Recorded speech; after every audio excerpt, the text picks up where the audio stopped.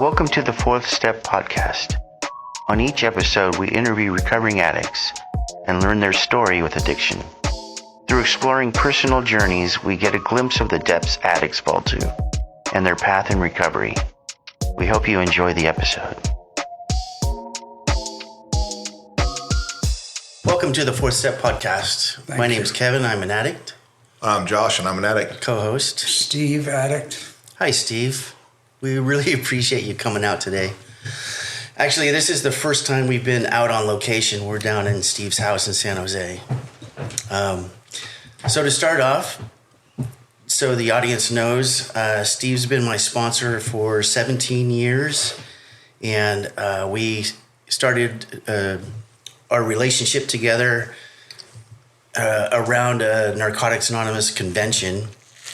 And I remember asking Steve to sponsor me, and it was before the convention, and we both had service commitments. Right.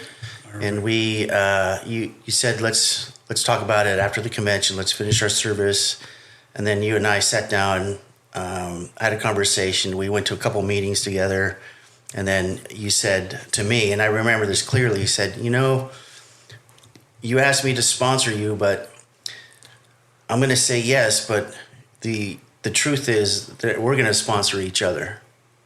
And that made a big impact on me. You remember that? I do. Yeah? I do. So, That's fucking tight. Yeah, it is. And it's true, too, because we've done step work together where... For years. Yeah, where I will write, I'll write my questions out or my paperwork on the first step, and he'll do it, too. And then a couple weeks later, we'd get together and read to each other what we wrote down for the first step. Right. Yeah, it was pretty impactful. And I think that gave me a clue that you were the guy. Well, thank you. Yeah. So what's your clean date and how'd you get started in this? My clean date in Narcotics Anonymous is October 19th, 1983. That's a little while ago. It is. But you also did AA also. I came in actually through the AA door into Narcotics Anonymous because back then I was in a recovery house, and there were the guys that were there, they call them privilege card holders. They could come in and out and sponsor and take people to meetings. Alumni? Yeah. And the guy I asked said, "Sure, I'll take you through the big book." Because we didn't have a basic text then. We had a little white book, remember? Yeah, I do. Yeah, so that's where it started for me. And then I came, then I went to NA, and I still do a little AA. I still am connected with a couple of long-time meetings in this valley. In fact, I was at a meeting last night that celebrated 50 years. That's a long time. Yeah. No, I haven't been there, obviously, but there were a couple of people that did, and it was very interesting, and it was motivating. What meeting is that? What meeting is that? That is called the Monday Night's Men's Meeting on Quinto Way. Hey, is that? Oh, that's not the Thursday night guerrilla meeting. No, but they're starting that up again. Are they really? Yeah. Wow. At the original place, 400 West. That's crazy. Yeah. Yeah, I had my buddy Gil used to go to the guerrilla meeting. That's what it's called, or that's what the nickname was. Yeah, they nicknamed it that. Yeah. Why? Bunch of gorillas. I don't know. I don't actually know. Bunch of old timers. Yeah. Old timers and young timers and in between timers, but. Was it a men's group? Men's group. Oh, yes, got sir. it. Okay. Men's meeting. Yeah. Yeah. Mm-hmm. And that was AA. What got you to the program? Period. I came into the program through the courts. I had been offered an opportunity in 1974 to go to Delancey Street through the courts. Delancey Street's tough, dude. Have you heard of it? I have, yeah. Yeah. Definitely not an easy place to go. No. I declined. I declined. I told the judge, with my cocky little attitude, I'm not interested. Well, that's good because I've got some other place for you, off to the races, so to speak. Right. 10 years later, 9.5 years later, same judge, 2 terms. I don't know how many violations, half a dozen maybe. I'm back in front of him again. Now this time, my mantra has come true, because my mantra was, if I could just get off parole, if it just get off of being supervised. And I did. And 60 days later, I was back in his court with a brand new case. So you got out, and right after you got out, you got released off parole? A year. A year later? A year. So that was after how long of that term? Well, that term was a 33-month term. And they could hold you on parole for 5 years, but if you were able to have a job or get a job or do something besides what you were doing, they were very lenient about releasing people on parole at that time. So, yeah. So your length of parole wasn't stipulated by the type of charges you got at that time? No. Okay. No. Did that happen to you? Yeah, I mean, violent offenders are mandatory 3 years. Yes. I think up to 5 years. Some people you get a year. If there's nonviolent charges, you can get early release. There's a little bit of wiggle room, but I think violent offenders is a mandatory 3. Were yours all just drug charges? Drug charges and forgery. Cool.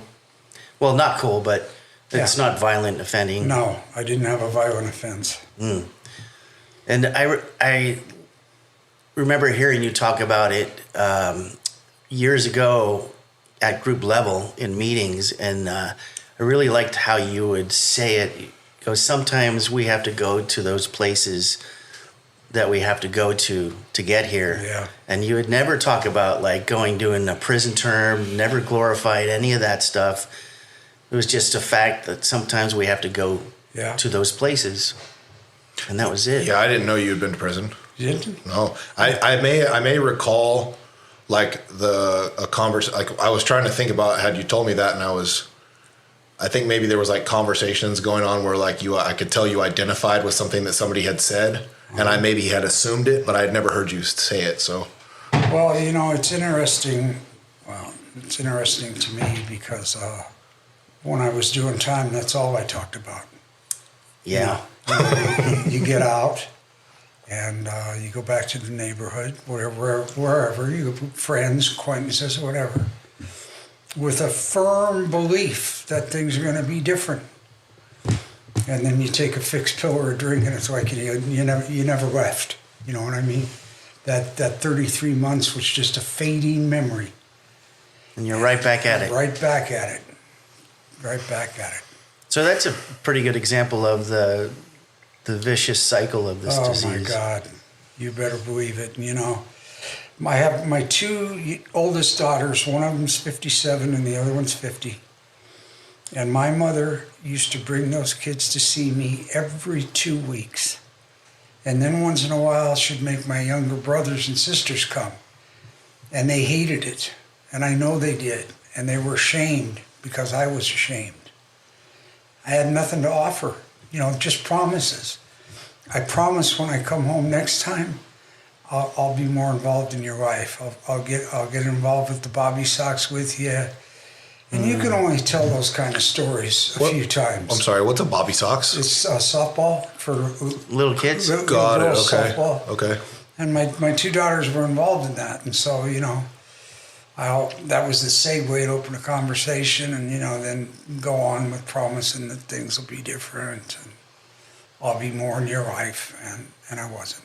I don't think anybody on the outside relishes going to visit, the father or relative in prison. A lot of weird feelings attached to that process all the time. Yeah, Josh knows. Both sides. My mother, man. You have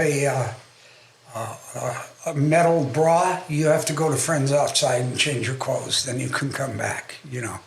Oh, the wire, the metal just detector? Stuff like that. Yeah, just silly stuff. Checking your mouth, make you open your mouth, spread your cheeks apart, like your mouth cheeks, and lift your tongue up. And Yeah, for visitors. Yeah. That's just to go see Yeah. somebody. That's pretty intense. Yeah, back then it was kind of intense. And there was drugs and alcohol that led you there. Absolutely. What was the first time you got loaded? The first time I got loaded, I was in high school, and that was in the 60s. And the first thing I got loaded with was alcohol, Yeah. because that's what the juniors and seniors were doing. Were there And drugs at that time? in the 4 years that I was in high school? Don't laugh, Josh. No, I mean, there were drugs, but in the 4 years at my high school, Yeah. 2 guys got arrested for smoking pot. That was it. Wow. Everybody else was drinking. Did you? Is it possible before we start moving past that into the future from that point? Do you recall? Have you looked back beyond that into addictive behaviors before using? Absolutely. What does that look like? Well, at one point it was actually healthy. You know, my dad was a basketball player. He played at San Jose State, and he used to come home from work and would play basketball in the driveway every day. And then, 5 days a week, and the neighborhood kids would come over, and my dad had split us into teams, and if one team was too lopsided, then he'd jump on that team to kind of even it out a little bit. And it was fun, and then it got, then I'm out there and it's dark. And my dad's telling me, it's time to come in. You got schoolwork to do. And I'm still out there. I can relate to that. I'm still out Basketball for me when I was a kid too. And that was like an addictive adrenaline rush? It was more. I wanted more. You know what I mean? It felt good, and I wanted more. That's pretty cool that you recognize that, though. Yeah, well, I didn't initially, but over the years I have. And back then, I suppose that sugar was addicting to me. I remember playing in the rain for hours and just remembering where all the puddles were on the court so that I Yeah. didn't slam the ball in a puddle and just practicing around the puddles. Sure. Yeah. Sure. That's dedication. Yes, it is. Yeah.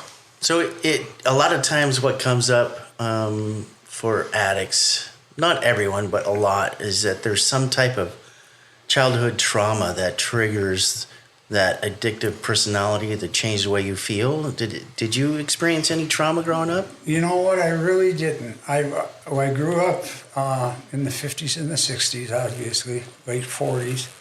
And back then, it was like spare the rod, spoil the child, you know what I mean? So, Yeah. But so I used to get spanked a lot. The whole ritual where you got to pull down your pants and your dad's got to take off the belt and then he's got to tell you this hurts me more than it hurts you. You're telling my story I right could there. never figure that out. Yeah. But the good thing about it is, 10 minutes later, I was sitting on his lap in the front room watching TV. That's just how it was. There was no resentment or, I never got called a bunch of names or a loser or anything like No. that. But I was out of line. I'd get in trouble, and that's what they did back then. They didn't know what to do with this. So, but as far as trauma, no trauma. Well, that's an easy one then. So what kicked off your drive to change the way you feel? Do you know, or have you pinpointed that? Well, like I said, it started with alcohol, and then I graduated from high school. Started hanging out downtown. We had a couple drive-ins, John's and King's Drive-In, those kind. That's where everybody hung out. Right. And Where were you located? Like, where did you grow up at? I grew up in Campbell. Okay. Yeah, I grew up in Campbell, and so now we're hanging out at King's, and we're the younger than the older guys, and we want to be cool. And I'll never forget it. We went to this guy's house. We were drinking beer, and he said, "You want to smoke some pot?" I said, "Yeah." Yeah, I do. And I liked it. Did you recognize that it changed the way you feel?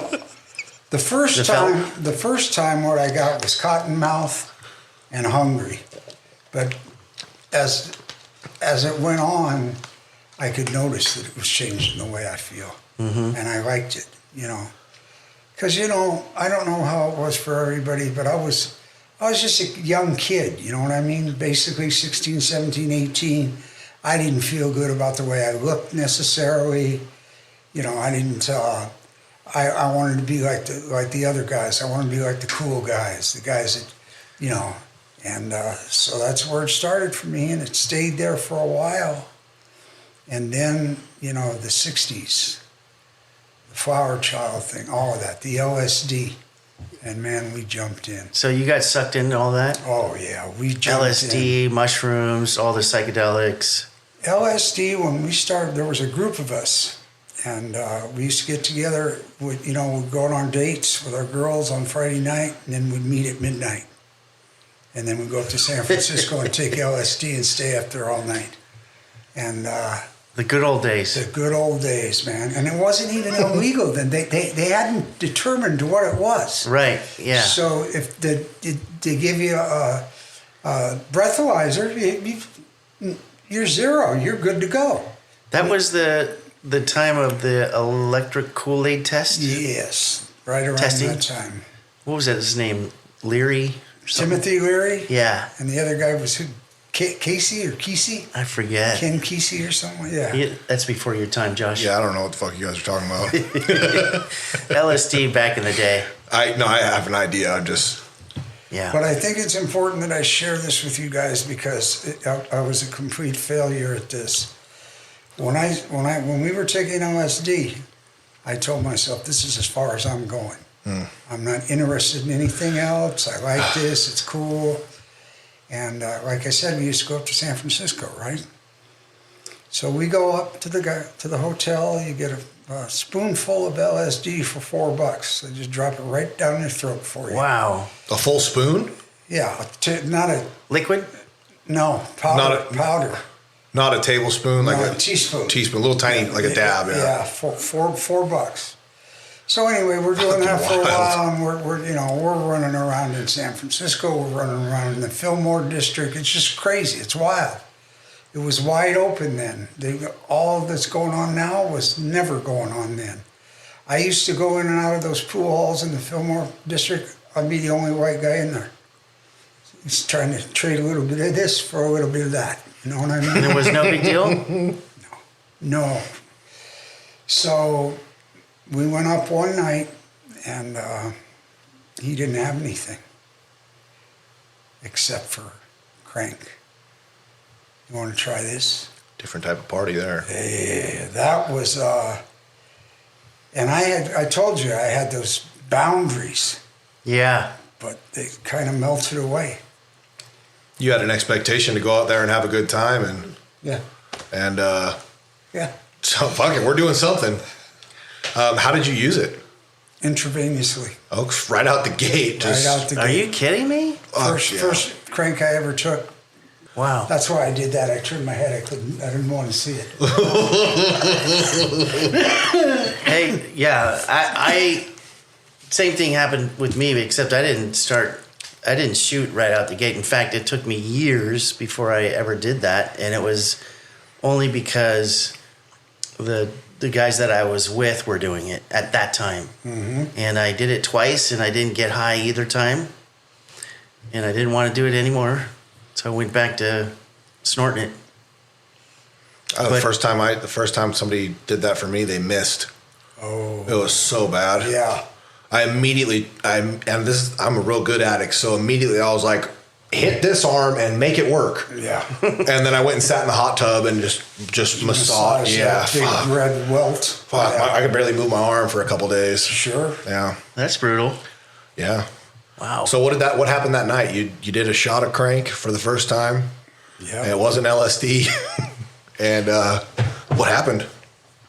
Well, what happened for me was that, like I said, I had broken that boundary. But more importantly, methamphetamine for me, I can't talk when I'm on meth. I can relate. My head is going so fast that I literally can't talk. So crazy. So it was, these guys are fixing radios and speakers in their cars and stuff like that. Yeah. And That I'm aren't sitting- broken. Yeah, You should have exactly. stopped broken. And I'm just sitting there watching the whole thing. Just watching the whole thing, and then we continued with that. We continued with the crank. We dropped the LSD off and continued with the crank. And When you say crank, that's That's an old school term. That's before what we know, like No, this, crystal meth. Yeah, this was either hydrochloride-based Or ether. methamphetamine or ether-based. Right, No, those- ether-based P2P. Yeah, yes, Prope. yes. Back in the day when they Polypropylene or whatever. we'd cook it in a bathtub, peanut butter drink. Yeah. Back in the day, and then so did that lead into other stuff? Eventually. Yeah. How long did that phase last? Like, what did that look like? Well, what it looked like was this. When I was 18 and a half, I joined the National Guard. Vietnam was going on. I joined the National Guard. At that time, if you were 18 and a half, you did 3 years in the National Guard. So I went to Louisiana for basic training. Mm-hmm. I didn't do any drugs in Louisiana, just alcohol. And then I came back, and what happened for me, and this sounds silly, was I got tired of playing in the Army, so I just quit going. To You meet once a month and do your drills. the and all National this. Guard. Yeah, I just quit going. I just said, I'm done with this now. So I'm sure there's consequences, right? Yeah, there was. And the consequence was that I got drafted. Oh. And when I got drafted, and what happened for me was I get up there, I'm loaded, I can't talk, I'm paranoid. They run me through everything and then put me down and sit me down in front of the psychiatrist to talk. And he says, empty your pockets. I had a syringe in one pocket. I had a disposable needle in another pocket. I didn't have any drugs on me, but I didn't need to, because that guy looked at me and he said, we don't want you in the Army. We don't want you in the Army. So I came home on the bus feeling pretty damn good about myself. You got lucky, Yeah. dodged a bullet. But at that point, and this is the longest run I had ever been on when I went up for that physical. I had actually been awake for 7 days. Jeez. Prior to going to that, To where the you phys- went, okay. And I was seeing stuff. Yeah, I that's was a hearing good stuff. little run right there. Oh my God. So coming home, like I mentioned, I was so proud of myself because I didn't get drafted. I don't want to be in the Army anyway. You're not going to hurt my feelings. I went to my friend Reno's house, and I was so rattled that Vic said, Steve, let me give you a little bit of this. And that was the first shot of heroin I ever took. Yikes. When I took that shot of heroin, That first shot, you've never experienced opiates before? No. And so when that warm Oh, feeling my covered your God. whole body, My that God. was the ticket. well, sure, you think if God's got anything better than this, he's saving it for himself. You know what I mean? Yeah. This is I remember a that deal for me right here. too. This is a deal. That was right my here. combos, up and down at the same time. I'd go up and then I'd get just enough up to where I'm like, all right, it's getting fucking weird. Yeah. And then do a little bit of heroin and Yeah. level it out. So after that first shot of heroin, I might have done half a dozen shots of crank the rest of my illustrious career. Yeah, so that was it for you. That You was it switched for- drugs. That was it for me. You probably did crank because it was the only thing there. There wasn't any more heroin. No, but you know what? I could talk smooth, you know what I mean? No problem talking, shuffling my feet a little bit. I felt good, man. I felt good. At least your perception Yes. of what you Yeah, were doing. I was a good talking motherfucker. Yeah, but reality was probably a little different. Reality is completely different. Head, But there's you're on the nod. Something about opiates for me, and everybody has their own experience, but after I take a good shot, I become very, very philosophical. I'm sure. And I'm able to solve a lot of the world's problems. This was in the 70s, 70s, yes. right? There was a lot of philosophy flowing around in the 70s. There sure was. Yeah. So before all of that, what was your impression before you actually started getting loaded seriously? What was your impression of what an addict looked like? I didn't have any idea. Well, I take that back. My father took me to a movie. I don't even know when it was. I'm going to say it was sometime in the 60s. And it was called The Man with the Golden Arm. I don't know if you guys ever heard of that. Mm-mm. Frank Sinatra was in it, and he was a junkie. Wow. And it just, that's what I thought they did. I thought that, An addict. yeah, and he'd go over to his connections, and the guy would taunt him, and you want a little taste. And I just watched it, and I thought, damn, that's got to be some powerful stuff. But it didn't draw me to it. Yeah, it wasn't attractive then. No. No. 'Cause, you know, they showed him kicking and all that as best they Yeah. could in the movie, and no, it wasn't attractive. But that's what I thought a drug addict was. Yeah. My impression growing up was that a drug addict shot heroin in alleyways in San Francisco. Yeah. And that's the way I grew up, you know, and like, I don't know where I learned that from school or my parents or whatever, but drug addicts are in San Francisco. They're not out here in the suburbs. No. And I was wrong. Yeah. I was wrong. How old were you think when the heroin started being a thing for you? 19. 19? So still pretty young. Yeah. So you were National Guard was how old were you when you did the National Guard? 18 and a half. Okay. And I signed a contract it was a 6-year commitment, but if you were under 18 and a half or 18 and a half, you only had to make a 3-year commitment, which I did. Oh, and then so you only had to go you went to boot camp and then came back. Came Boot camp back. wasn't a long process. No, it was 10 weeks, 12 weeks, whatever it was. Oh, and then you didn't keep up with your monthly commitment. No, I just Got it. I got tired of that. All right, I'm tracking now. Yeah. So heroin, 19 years old. Yeah, and then is that when the terms started? That's when the term started. At 19? When did you pick up your first case? 20. You were 20 years old. And I picked up a case with a friend of mine. We were in the car. He had a gun in the trunk. That was the way he rolled. He was an armed robber. I never even thought You were about along it. for the ride? Yeah. And we got pulled over, and I had a couple Reds in my pocket, and I was under the influence. We got arrested. He went to prison for the gun. I got put on probation For the Reds. for the Reds. Do we need to explain to you what Reds are? I don't know what a red is, but It's a barbiturate. got it. So like a Xanax. Yeah, real strong. Okay. Yeah. They used to call them gorilla pills, remember? Reds, uppers and downers, Royer, Lemon, 714, Yeah. Quaaludes.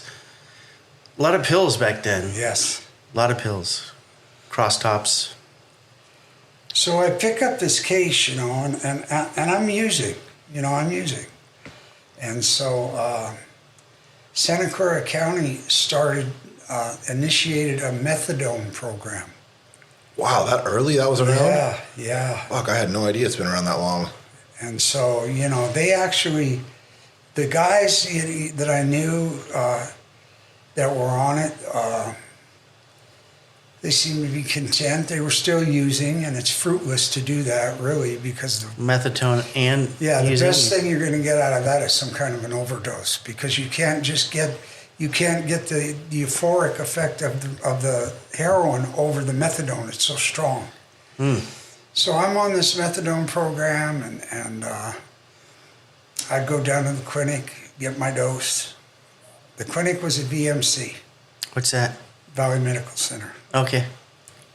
I lived 10 minutes from there. By the time I got home, I'd lay down, be 3 o'clock in the afternoon. You'd stay Just there. Out. Yeah. Out. Was that consistent with methadone? For a lot of people, yeah, because it was so strong then, And so I'm doing that. And like I mentioned, I picked up that case. I got on probation. So the probation officer tests me. He has me come in for a test. Right. And I have heroin and methadone in my system. He knew about methadone, though? The probation department did, yes, because of the parole department, it trickled down. It started with parole. They used to do a thing they called Naline. And Naline, they would give you a shot, and if your eyes dilated, and they did it at the county jail, and if your eyes dilated, you went right upstairs. Yeah, I think I remember hearing about that. Yeah. What does that mean? Your eyes dilated? It was to test whether or not you were on some kind of opiate? Yeah, and that's all it took, you know. And so then they went to methadone. So now I'm on methadone, you know, like I mentioned, I give the guy a test, it's dirty. He goes, I don't know what you're doing. I don't know what you're doing with your wife. I'm going to have to put you in custody. So he did. And I went to court. And the judge, Judge McInerney, told me, you know what? There's something about you guys that I can't figure out. You guys as in addicts? Yeah. He said, but you know what? Now, I'm naive now. I'm barely 20. But I'm going to send you to a hospital. And I'm thinking, hey, cool. Wow. So they had two doctors interview. They had a doctor that interviewed you physically, you know, that part of it. And then they had a doctor that talked to you about, you know, what you were doing. Psychologist. Yes. And so I qualified, you know, and I got an N number. An N number was in the 70s, and an N number was, they suspended criminal proceedings and went to the Welfare and Institutions Code and gave you a term of 6 months to 7 years. In the hospital? Yes. Now, the first time I was there 10 months because they used to, this is crazy, they used to have what they call TCRs, temporary custody release. And once your paperwork had been filed and they were preparing to send you back to the community, you got to go home. Well, I had my 6 or 7 months in, I was getting ready to go. I go home, shit, I get loaded. Of course. For 3 days. Then I go back and I give them a dirty test. Oh my God. It's a big group, you know. And I'm like, okay.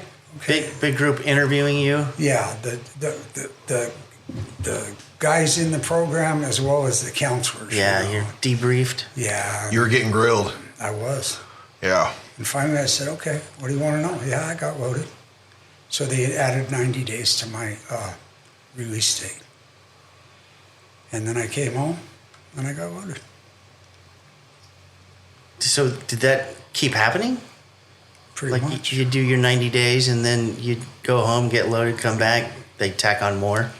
If you came back and gave them a dirty test from a And you kept doing release. that? Well, back then CRC was in by Chino, and you could turn yourself in if you wanted to. You know, if things started to get sticky, or maybe you did something that you were. But from up here, they had to justify sending you back on a violation, so they just put us in the county jail. You can do 90 days in county jail, get out, come and see me.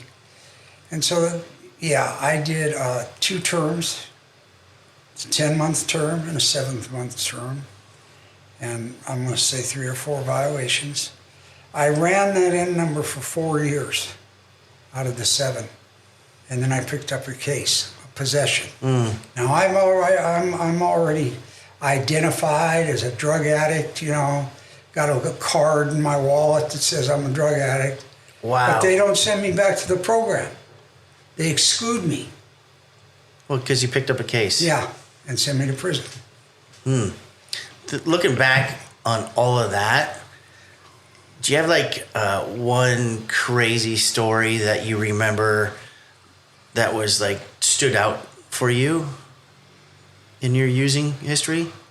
Well, when I came home on that 3-day pass, like I said, I went and saw my connection.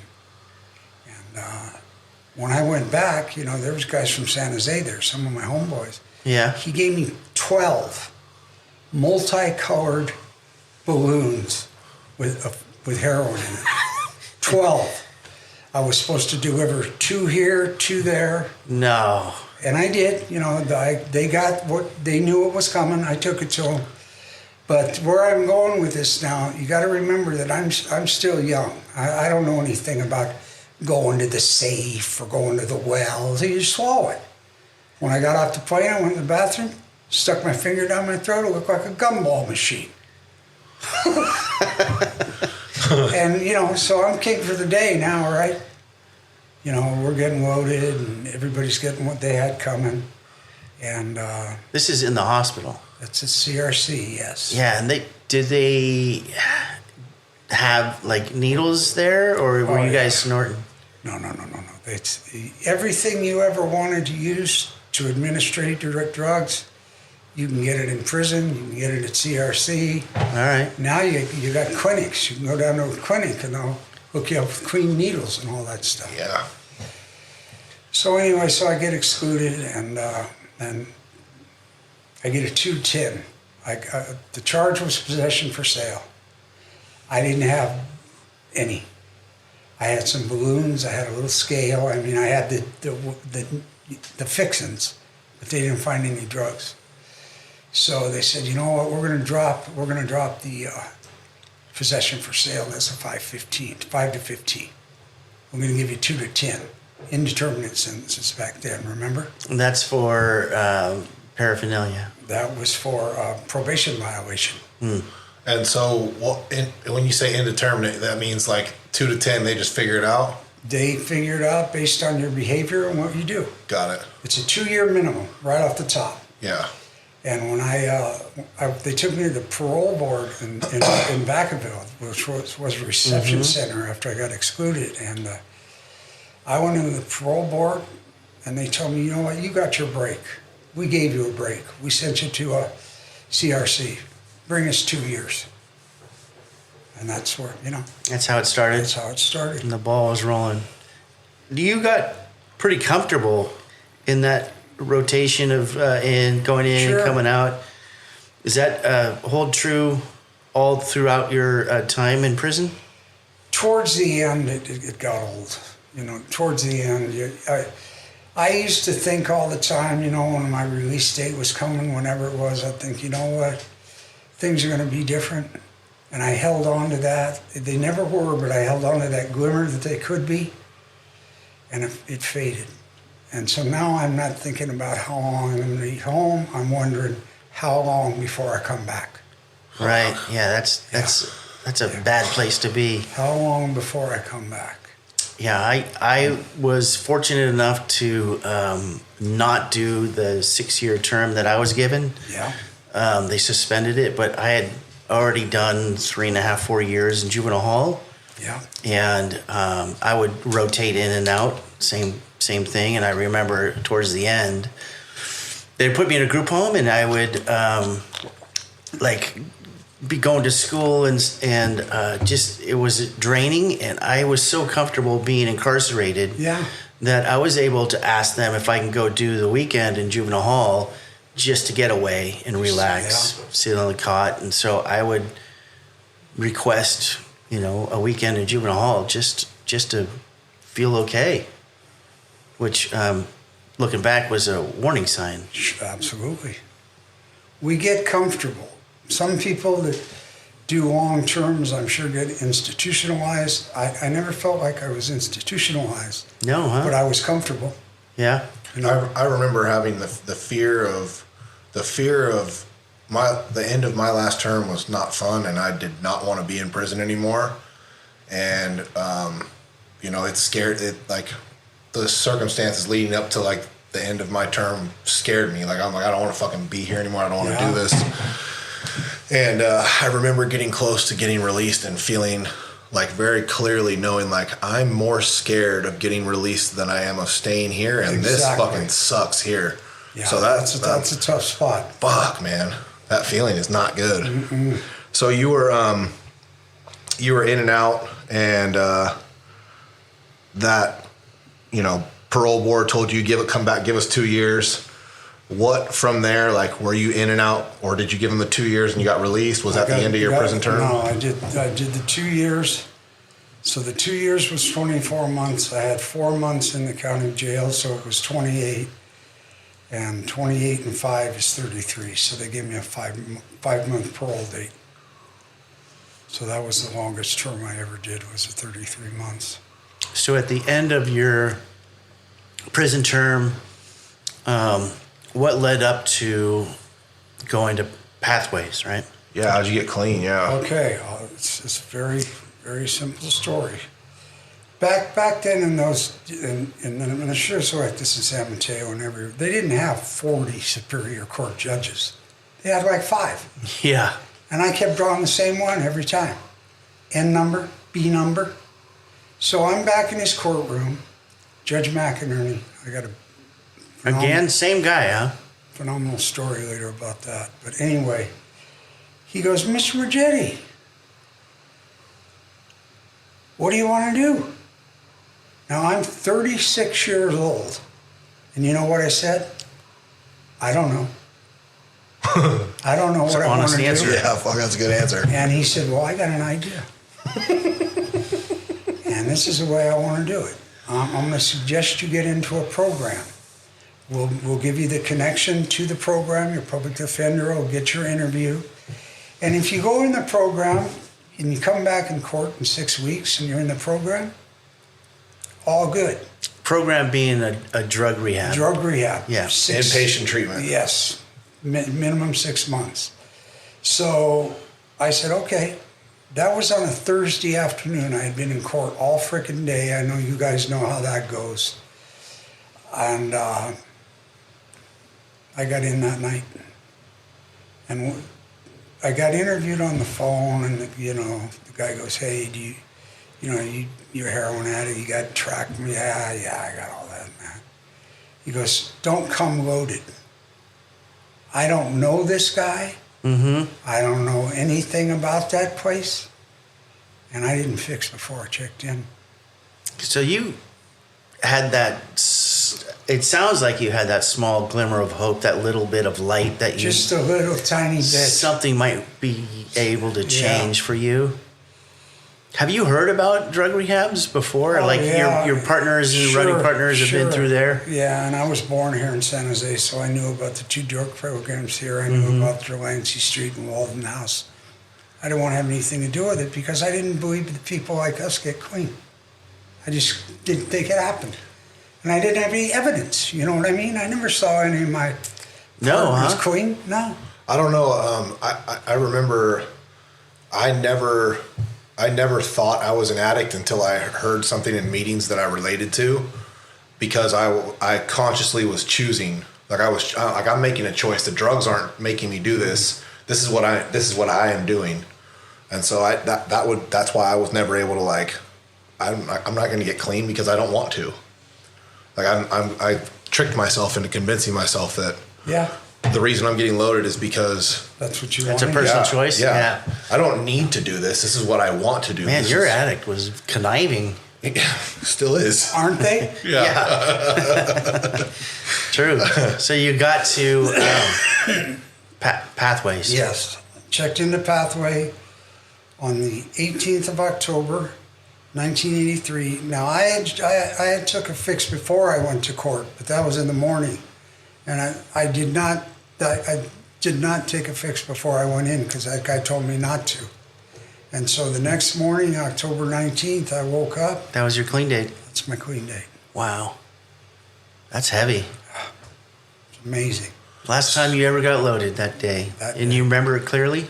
Heroin and crank and LSD was roughly 18 to 36, 19 to 36. Yeah. Less the incarceration time. You got to subtract about. Altogether, you probably have to subtract 6 years off of that, and incrementally. That's a decent chunk. Years, 6 months there, 33 months over here, 10 months back over there. Yeah. So I wasn't out there for a whole long time, but I was sure out there long enough for me. Mm-hmm. It doesn't take that long. Why? Bottoms can come really fast. Yeah, my bottom hit at 20.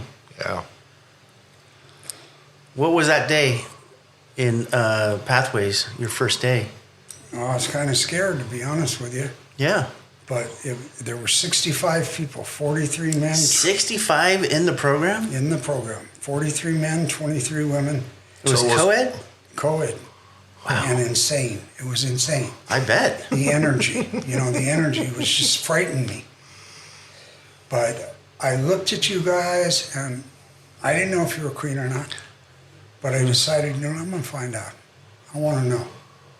And so that was my segue into starting to interact with the people in the house and, going to the groups and sharing a little bit about my life. And Did they do any medically assisted detox, or do you just kicked? Absolutely not. Just kicked. Cold turkey.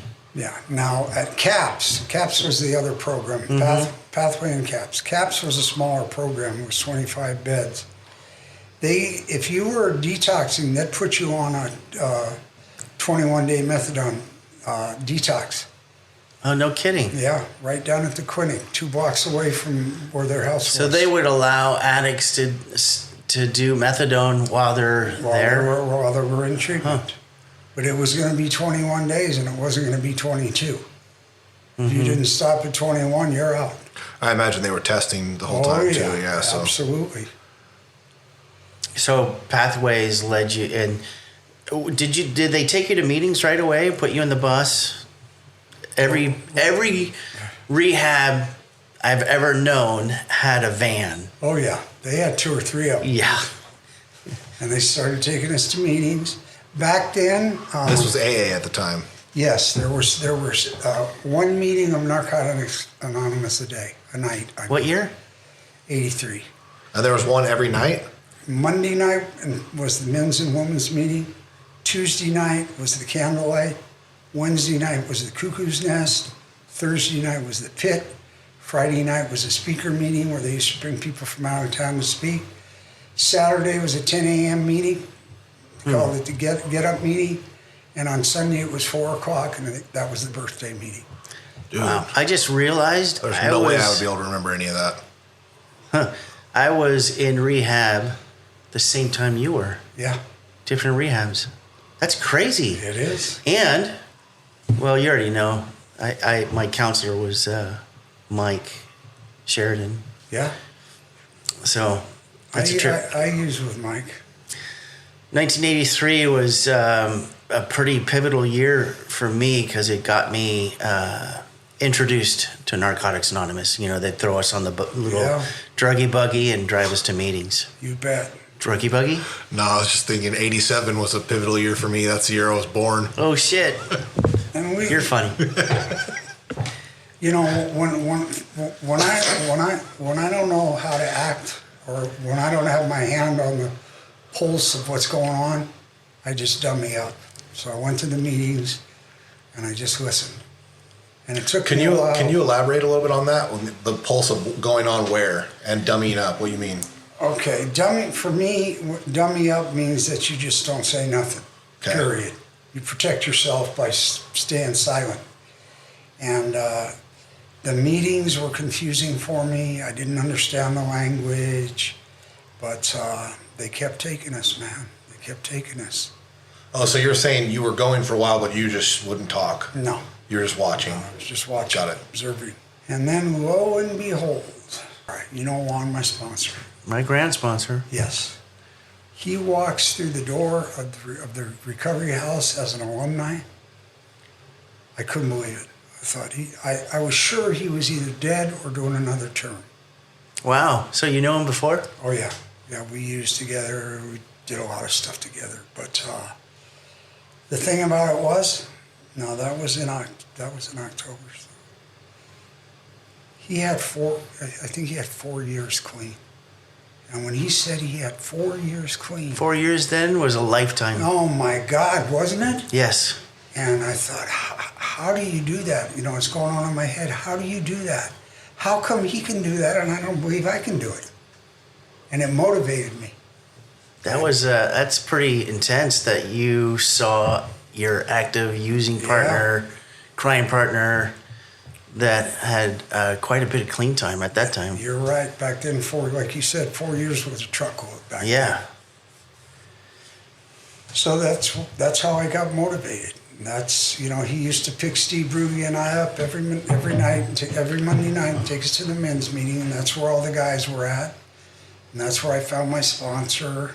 How long? Wait, was Juan your sponsor then? No, You didn't ask him till later? way later, yeah. But I did ask a guy, you ever watch, I know you've seen Saturday Night Live. Mm-hmm.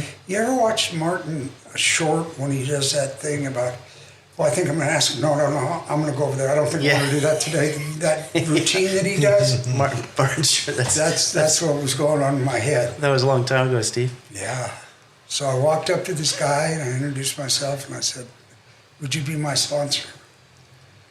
And he said, I'll think about it. I know where you're at. I'll come and see you on Wednesday. Nice. This was Monday.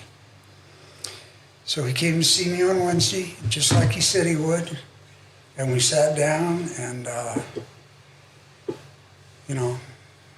trying to recollect. I can't recollect the conversation, but he made reference to the fact that I'm going to be your sponsor. I'm going to come every week. Every week I'm going to give you an assignment.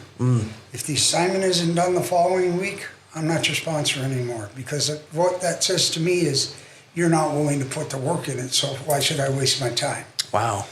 And I took that as a challenge, back then. Because I was still cocky, with all that false pride. And said, who the hell does this guy think he is? Doesn't he realize I'm a legend in my own mind, for crying out loud? Yes. Doesn't he know I'm special? Special in that way, yeah. And Mo Mosley came to that recovery house every Wednesday for 7 months.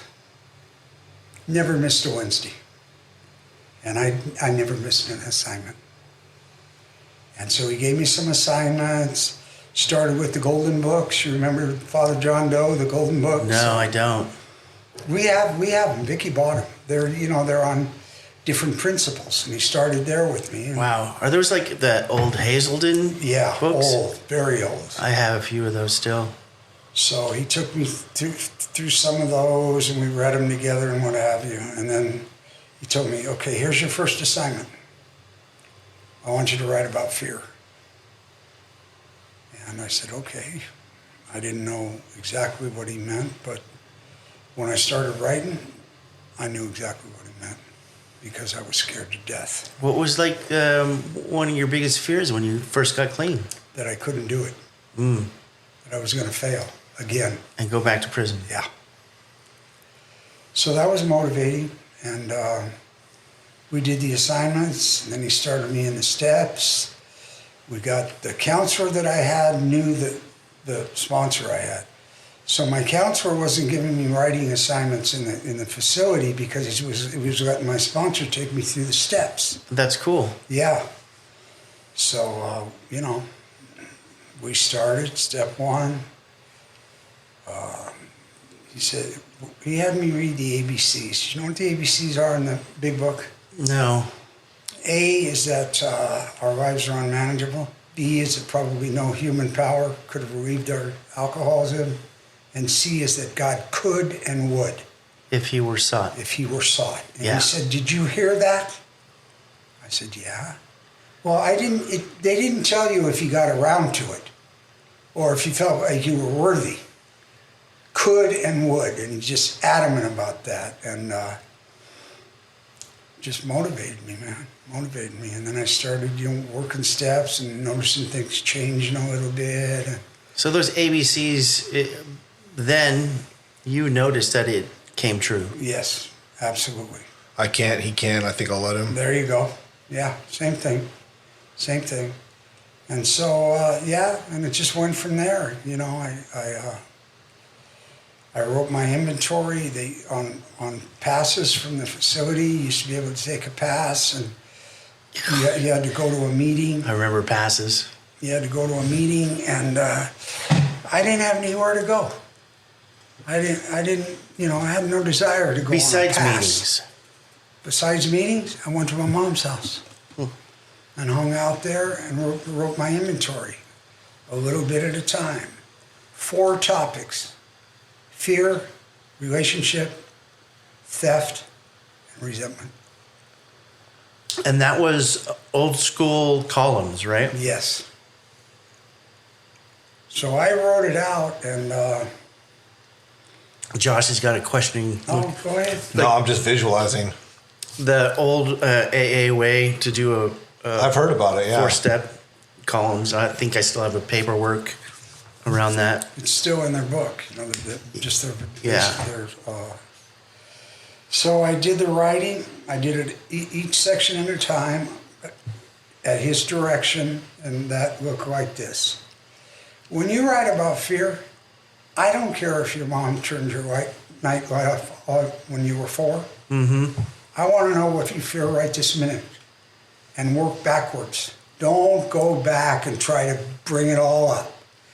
Present and go work back. Wow. And he said, when you're done, you're going to know you're done. Put that topic away. Don't reread it. Don't edit it, and go to the next topic. So it probably took me, I'm going to say 7 or 8 weeks to get it done, because I was only doing it at my mom's, and I was hiding it under the mattress. I didn't want to have it in the house, you know, so. Oh, yeah, right. And then we did the inventory. And when I read it to him, he was taking notes. And after I read it to him, he told me about what he was writing down. And he said, well, this is what we're doing here. I have this piece of paper, binder paper, split down the middle the long ways. Mm-hmm. When we get finished here, I'm going to have your character defects on one side, and I'm going to have the amends that you're going to need to make on the other side. So now I'm 4 or 5, looking at 6. I feel like, man, I'm in the program now. I'm working a program now. I'm not, I'm not. Step 4 and 5. Yes. I had something similar for me too, but it became real after I did 4 and 5. Yeah. Yeah. What do you mean real? Spiritual connection, the presence of my higher power was very apparent.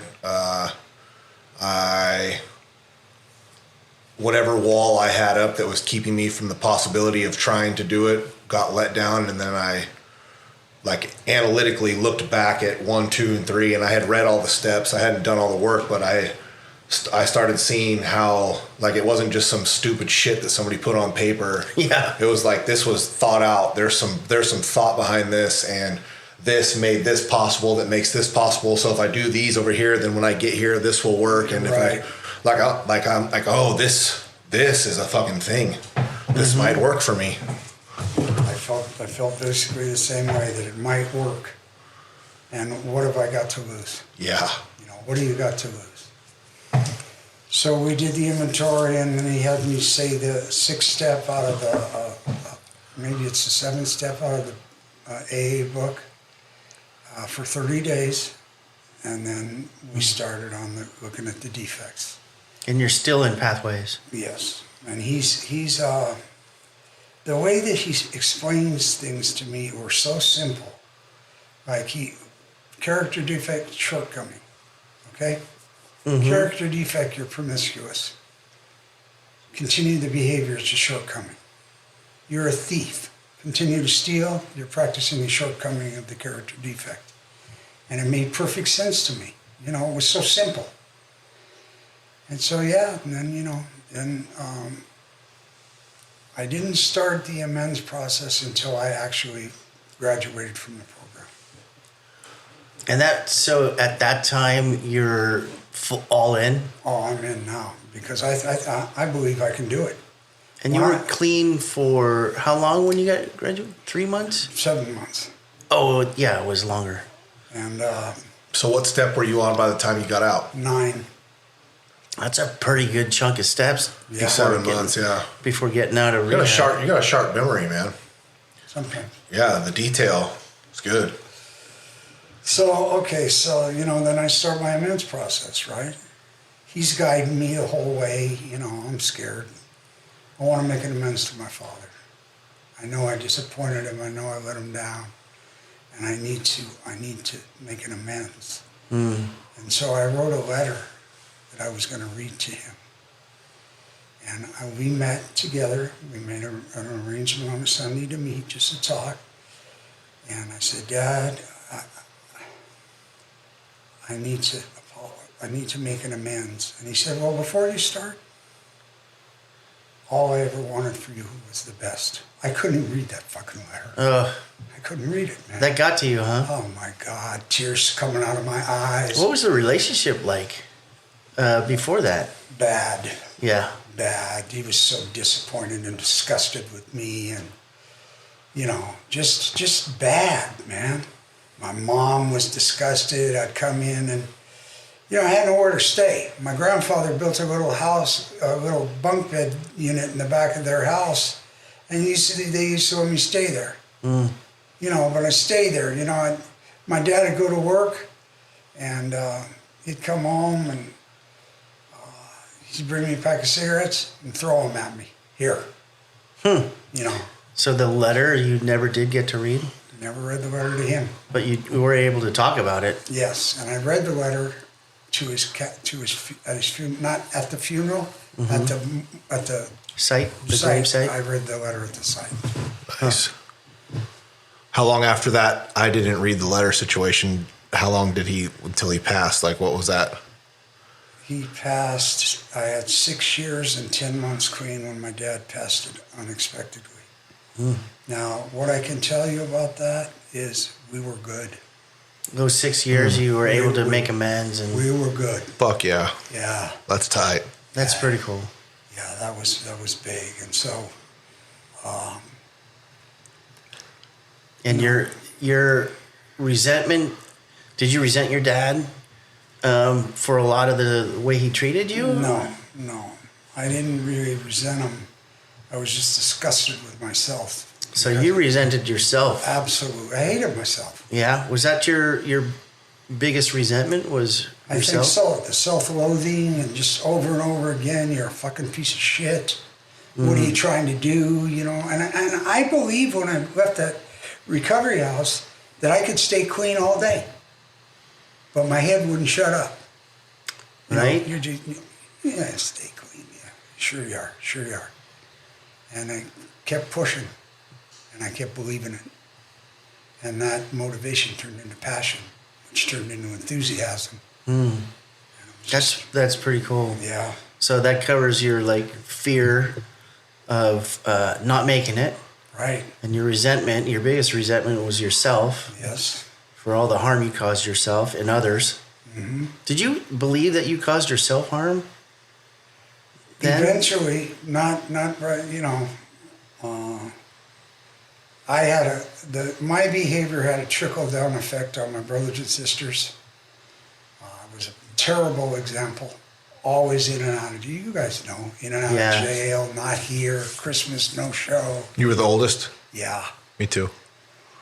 And, hey, but I never had a resentment against my dad. My dad was my hero, man. And I knew that I had let him down. And it just killed me. Cool. So there's resentment, fear. How about your spirituality? Did you come into the program with your own view of a higher power? I came into the program. I was raised Catholic. I walked away from that because I stopped believing in it. And but even when I was in prison, when I was in jail, every night when they racked the doors and that stuff, I get down on my knees and ask God to take care of my family. I never once asked him, take care of me. Just take care of my family.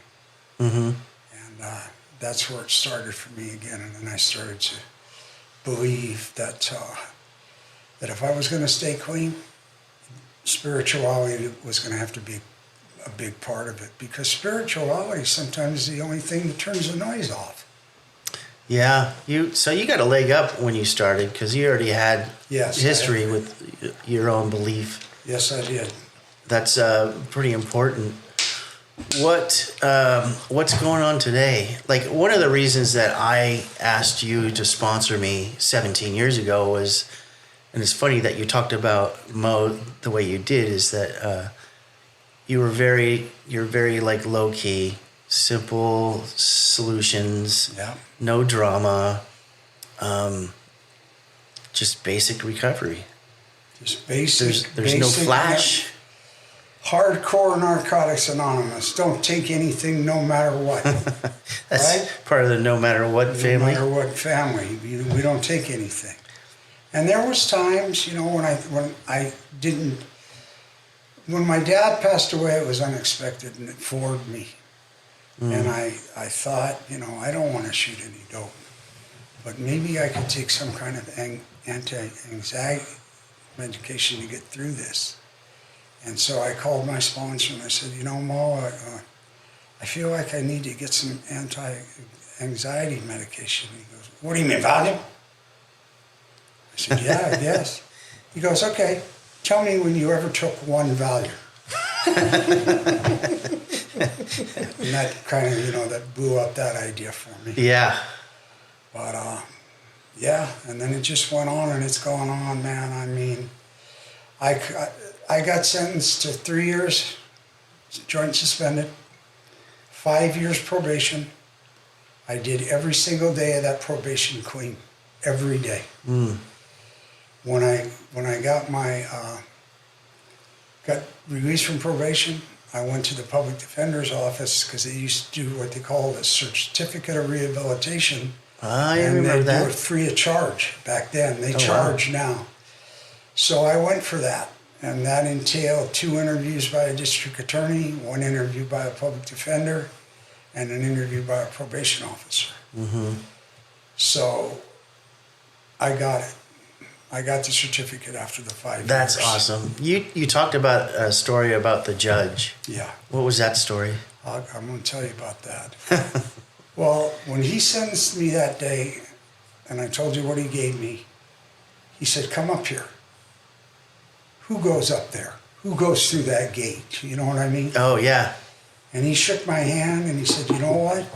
When I put you in that program, I wouldn't have bet a nickel you were going to stay clean. But I see some change in you, and I just encourage you to keep doing what you're doing. How long were you clean at that time? 5 years.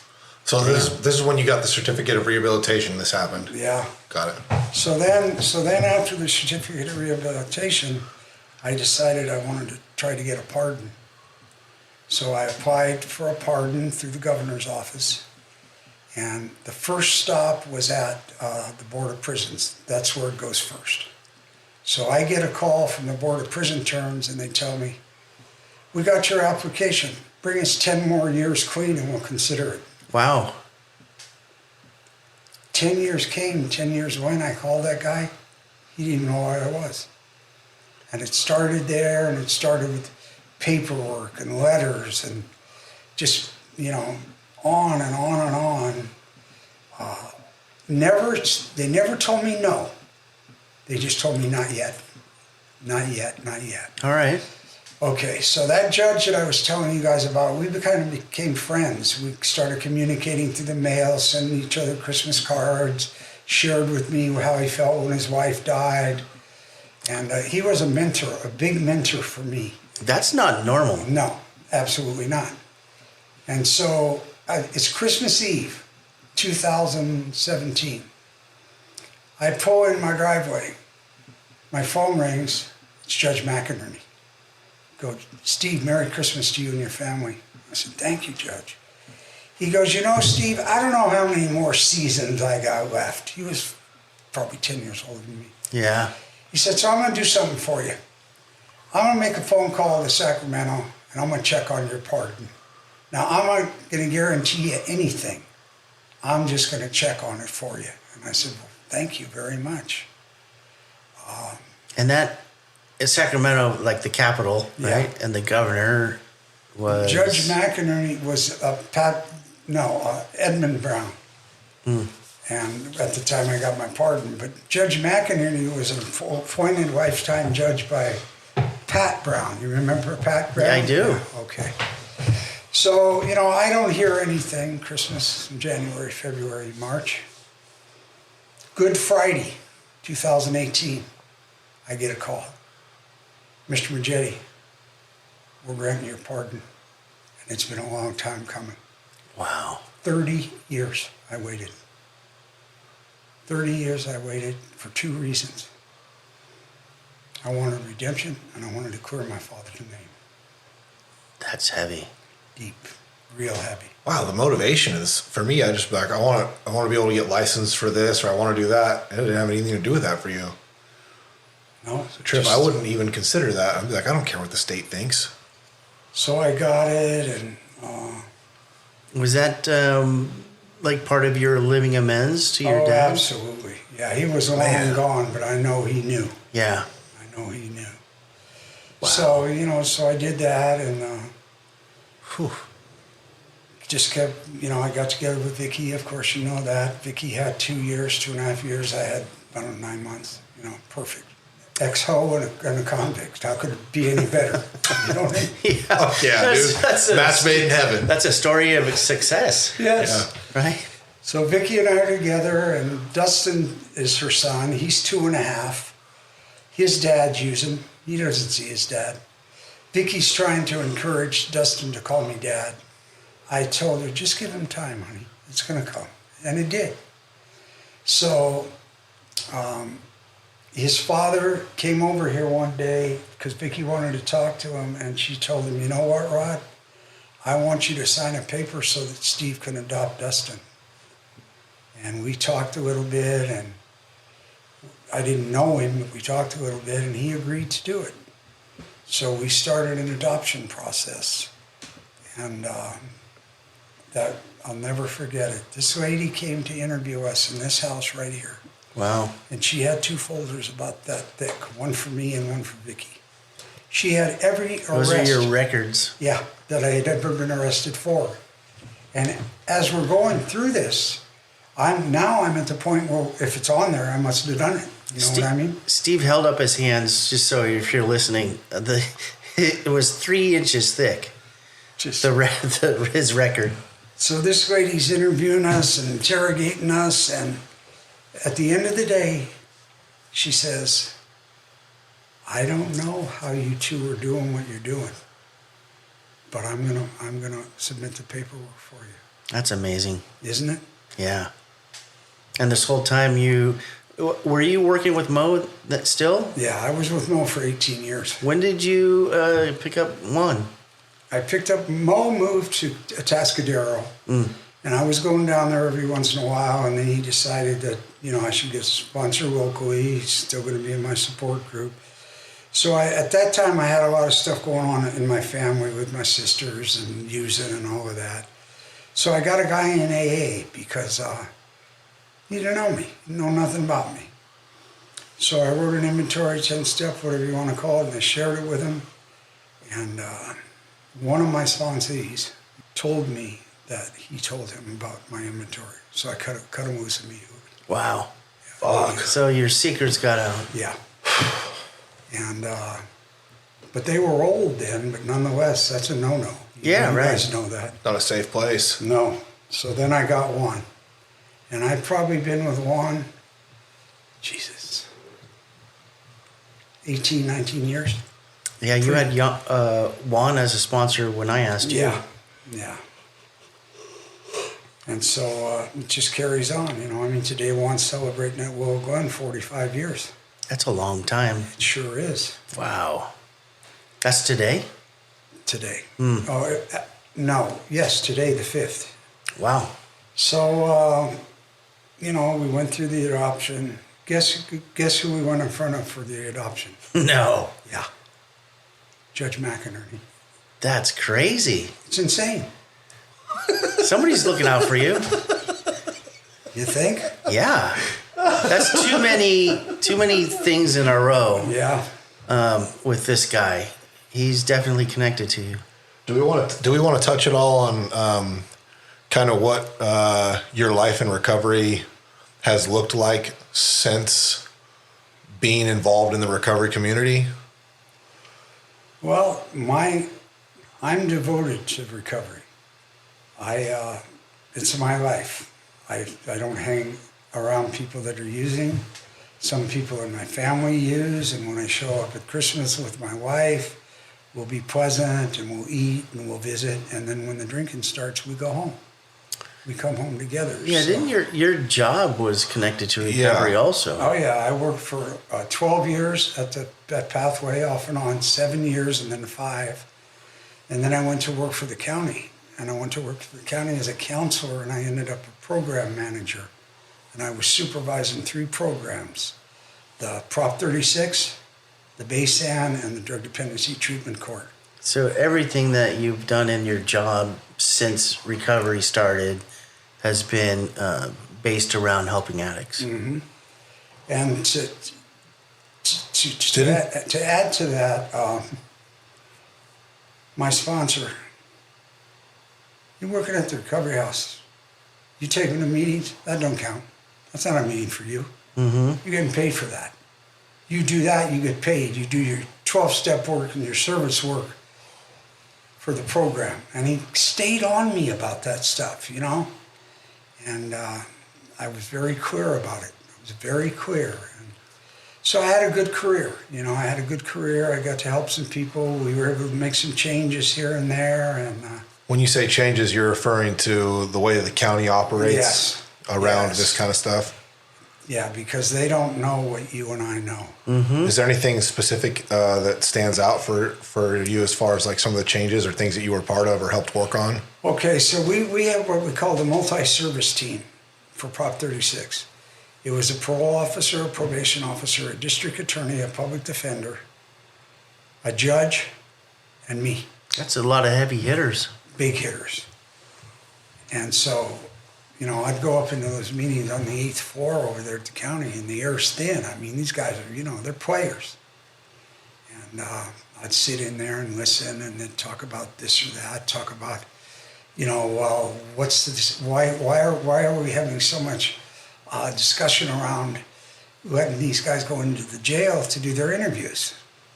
They don't want to do them over the phone. There's no connection. He's sitting on a phone interviewing somebody for a recovery house, and then they go, Mr. Jetty, what do you think about that? And I go, what I think about it is that's where the connection gets made, and if it doesn't get made there, it's gonna have to be next time. So that they let me offer that kind of insight, you know, and what it's Based like, off of your experience. Yes, when Proposition 36 started, it was called the Substance Abuse and Crime Prevention Act. It was a 5-year program that was voted in by the voters. Mm-hmm. Okay, so now we This got, is statewide you're referring to. yes, absolutely.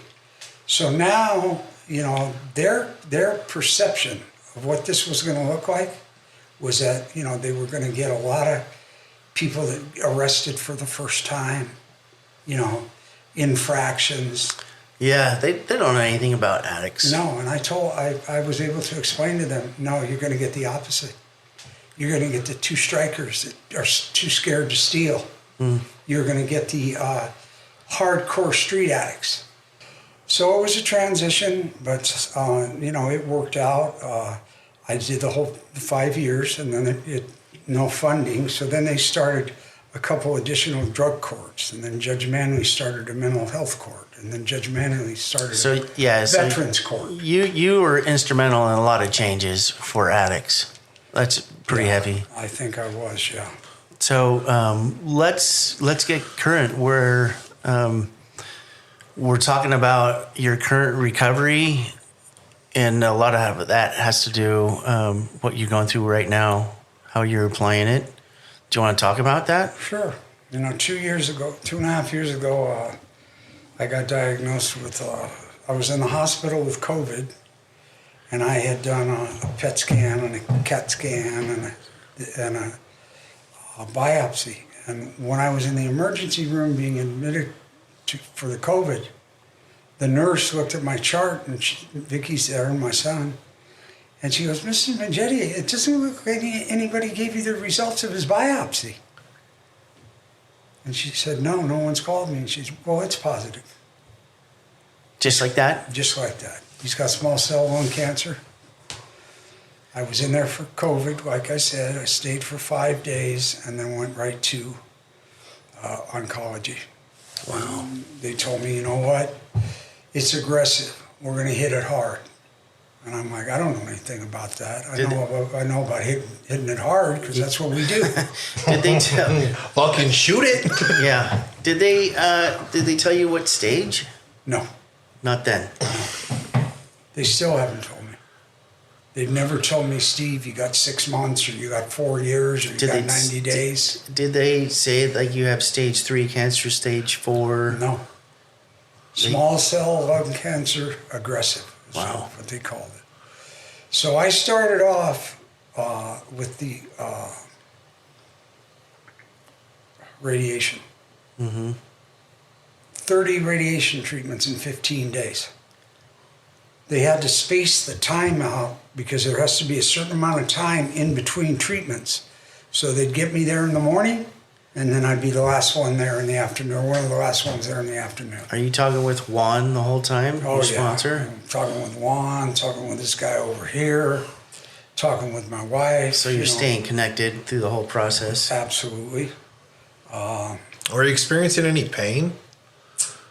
No, just fatigue. Yeah, from the treatment? Yeah. Yeah. Big fatigue. I remember, I think it might have been my second to last treatment, and Vicky couldn't take me. And Steve took me to the hospital to get my radiation. Mm-hmm. And I was embarrassed Why? because I felt so weak and so feeble. And, but, you know, it was okay. He made it okay. He made it okay for me. And then the last week, I started the first round of chemotherapy. 4 months. You go in 1 week. You go in Monday, you're in there for 6 hours. They're shooting different chemicals into your body, all kinds of stuff. Second day, you're in there for an hour, and that's when they start the chemo. Third day chemo. Then they give you 3 weeks before you do it again. So I did that 4 times. The first time through the chemotherapy, I did pretty well. You know, I was still healthy. I was working out and all that. Not when I was doing the treatment, I mean, but prior to. No, but I remember you going to the gym. Yeah, and so so I made it through pretty good, you know. Did they give you medication at this time? Were they giving you any like painkillers or anything? They my esophagus got burned up from the radiation, and so I couldn't swallow. Wow. And so Vicky, it's ironic. She was making all these soups and everything for me. Yeah. And putting little pieces of niblets or a pea or a corn. I couldn't fucking swallow that. Wow. So she had to pick all that stuff out. Put it in a blender. But Was she able to like administer the medication? You had other support for that? I had a box full of medication, Kevin. A box full? Only one was a painkiller. narcotic? I'll tell you about that in a minute. But I mean, I had a box in case I had to go to the bathroom. I had a box in case I couldn't go to the bathroom. I had a pill if I had a stomach ache. I had a pill if I didn't have a stomach ache. I mean, I was taking handfuls of these pills. That's a lot. And with my esophagus, what they did, the radiologist, because I was complaining a lot about it, because I couldn't freaking swallow. And he gave me like a, you know, what do you call those things? Those inhalers? Yeah. Yeah, it was morphine. And he said, you use this. So I came home and I used it. Man, did my throat feel good. Did that trigger anything for you? Yeah, I'll tell you what it triggered. The next day, I thought I should do it twice. So it did. And that's where I stopped. Yeah. That's where I stopped with it. And I never used it again. So you only did one inhaler once. Yeah. That's heavy. Well, you know what? I could see it coming. All that we talk about, all of us that talk about medication and how careful you have to be with it. And I knew I'd be off and running on that thing. So I was going to do my little blast or whatever, and I handed it to Vicky, and I said, put this away somewhere. That scares the crap out of me. Me too. Having to take a medication as prescribed and it triggers you? Yeah. And it'll trigger you too, believe me. No, I mean, that could have been in that inhaler, or I could have got it from him on the street corner. My body didn't know the difference. Right. But it sure felt good.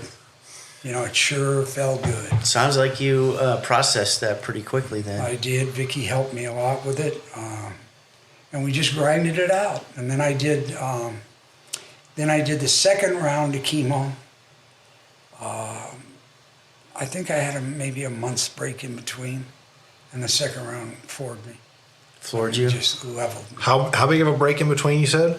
I think it was about from the completing of the first cycle 4 months. to starting the second cycle was either 30 or 60 days. I can't remember. 60?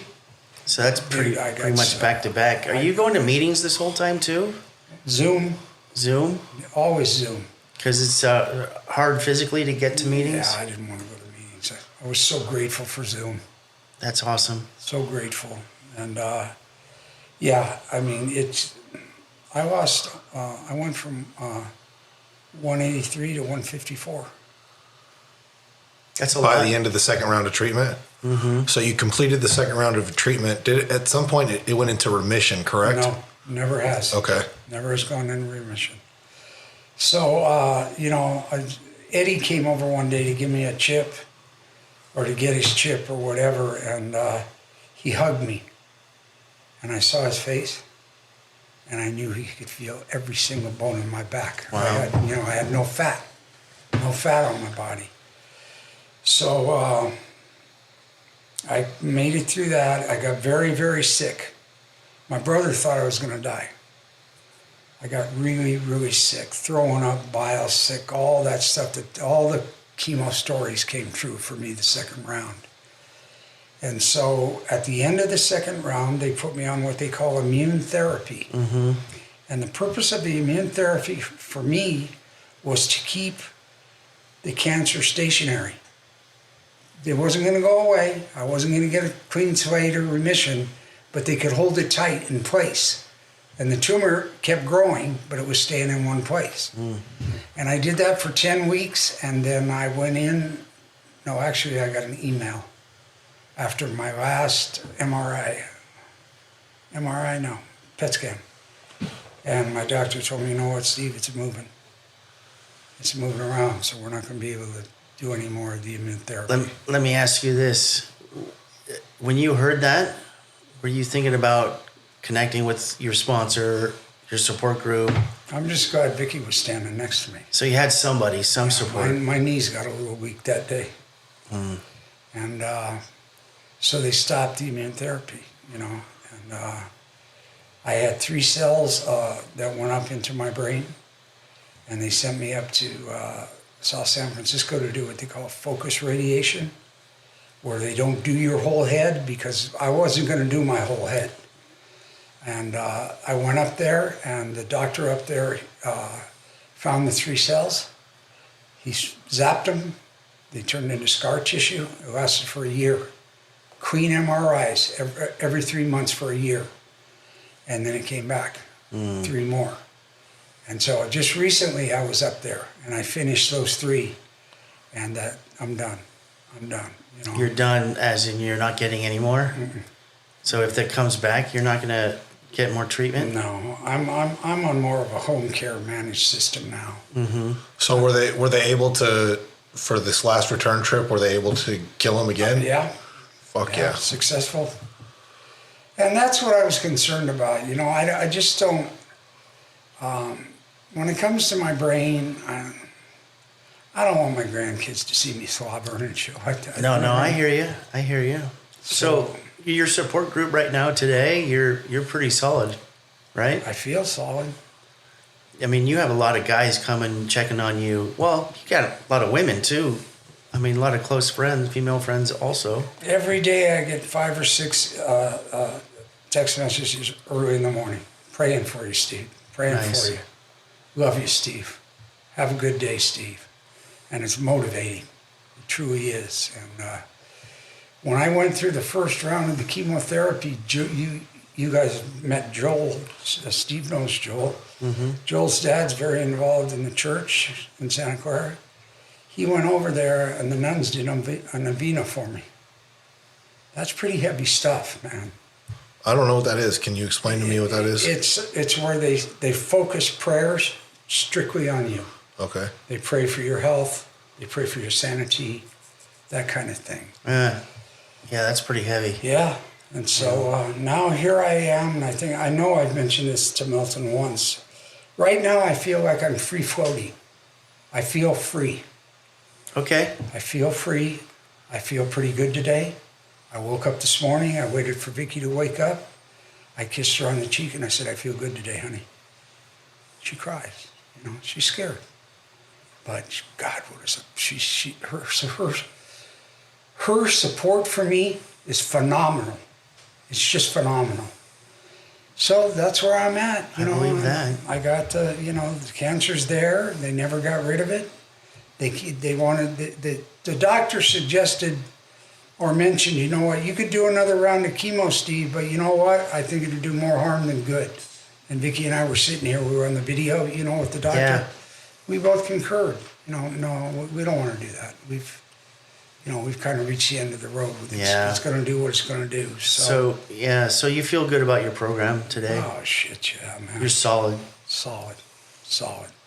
Well, Steve, we appreciate your time today. We really do, and we're glad we were able to get this done. Yeah, I'm honored to be here to share this time with you guys. Well, I'm honored that you guys asked me. Yeah, well, I didn't even know what a podcast was. That's okay. You do now. Yeah, I do. And, we love you.